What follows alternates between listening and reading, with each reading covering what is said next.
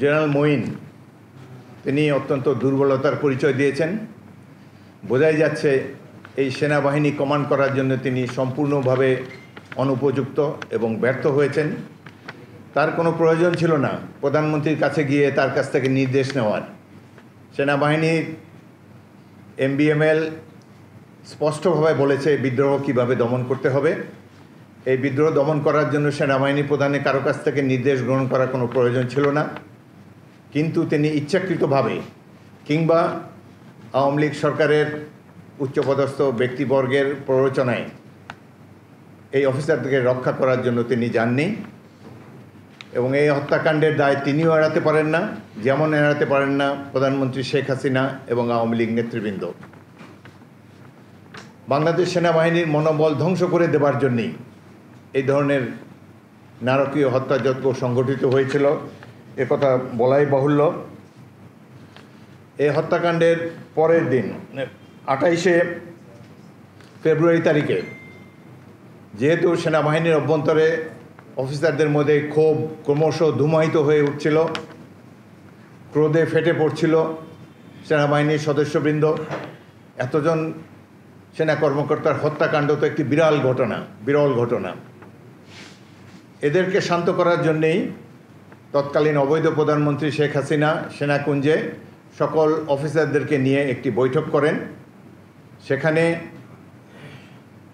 সকল ধরনের সেনা কর্মকর্তাবৃন্দ এই হত্যাকাণ্ডের বিচার দাবি করেন এবং কেন এই ধরনের হত্যাকাণ্ড হলো, কেন তাদেরকে রক্ষা করা গেল না, এই সম্পর্কে প্রধানমন্ত্রী এবং সেনাপ্রধানের কাছ থেকে কৈফিয়ত দাবি করেন। এর ভিডিও আপনারা অনেকেই দেখেছেন, আমরাও দেখেছি। পরবর্তীকালে এখানে যারা ভোকাল ছিলেন সেই সব কর্মকর্তা প্রায় 50-60 জন অফিসারকে বাধ্যতামূলক অবসর দেওয়া হয় এবং তারা পরবর্তীকালে নানান ধরনের নিগ্রহের শিকার হন। আমরা আশা করব এই যে তদন্ত কমিটি পুনর্বিচার এবং পুনঃতদন্তের জন্য দায়িত্ব নিয়েছেন বর্তমান অন্তর্বর্তী সরকারের আমলে, তারা এই কর্মকর্তাদের সাথে প্রয়োজনীয় আলাপ আলোচনা করে তাদেরকে আবার সেনাবাহিনীতে পুনর্বহাল করবেন। এই হত্যাকাণ্ডের সাথে যে বিদেশি ষড়যন্ত্র জড়িত এটি বাংলাদেশের প্রত্যেকটি নাগরিক মনে করে। আওয়ামী লীগ সরকারের কর্মকাণ্ডে এই এত বছরের কর্মকাণ্ডে প্রমাণিত হয়েছে যে এক তো তারা নির্বাচিত জনগণের প্রতিনিধিত্ব নয়, তারা প্রতিবেশী রাষ্ট্রের আজ্ঞাবহ একটি প্রতিষ্ঠান। তাদের একমাত্র কাজ হলো প্রতিবেশীকে সার্ভিস দেওয়া, বাংলাদেশের ভূখণ্ড এবং বাংলাদেশের সকল রাষ্ট্রীয় সম্পদ প্রতিবেশী রাষ্ট্রকে সহায়তা করার জন্যই। আমাদের স্বাধীনতার সার্বভৌমত্বকে চরমভাবে লঙ্ঘন করেছে এই স্বৈরাচারী শেখ হাসিনার সরকার। আমরা দেখতে চাই যে বর্তমান সরকার যেভাবে এই তদন্ত এবং পুনর্বিচারের উদ্যোগ গ্রহণ করেছে এটি যাতে সঠিকভাবে কার্যক্রম পরিচালনা করতে পারে।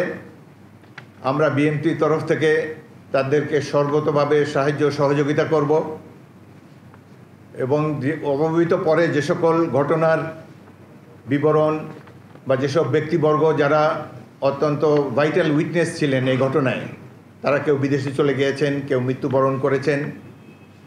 এখানে আমাদের উপস্থিত ব্রিগেডিয়ার শামস, তিনি জেনারেল জাহাঙ্গীরের তদন্ত কমিটির একজন সদস্য ছিলেন।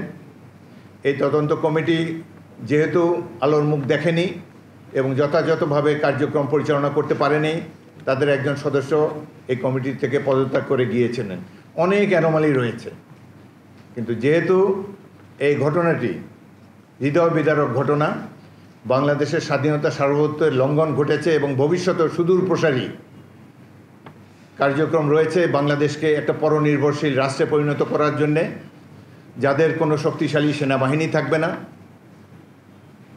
সেই রহস্য উন্মোচিত হবে বলে আমরা দৃঢ়ভাবে বিশ্বাস করি।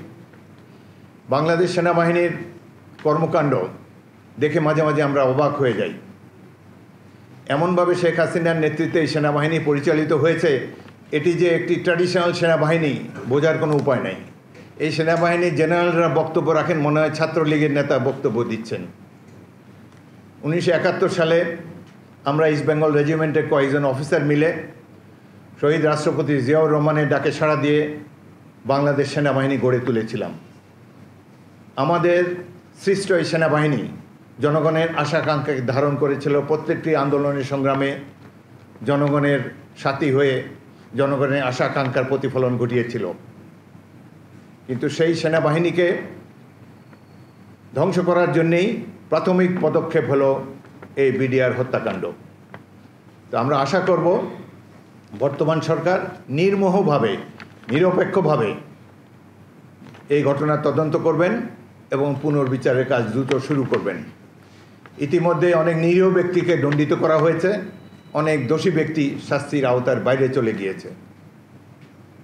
যাই হোক, তবু আমরা সর্বশেষে ধন্যবাদ জানাচ্ছি বর্তমান সরকারকে যে তারা বিএনপির অনুরোধে এই ধরনের একটি গুরুত্বপূর্ণ ঘটনার রহস্য উন্মোচনের জন্য উদ্যোগ গ্রহণ করেছেন এবং এটি বাংলাদেশের ভবিষ্যৎ পথ পরিক্রমার জন্য অত্যন্ত জরুরি। যে বাংলাদেশের স্বাধীনতার সার্বভৌমত্ব ধ্বংস করার জন্য যে সকল দেশ এবং প্রতিষ্ঠান, যেসব রাজনৈতিক দল প্রতিবেশী রাষ্ট্রের দালাল হিসাবে অপকর্মে লিপ্ত ছিল, তাদের সকলের চেহারা উন্মোচিত হোক জনগণের স্বার্থে। আমরা একটা নতুন যাত্রা শুরু করতে চাই।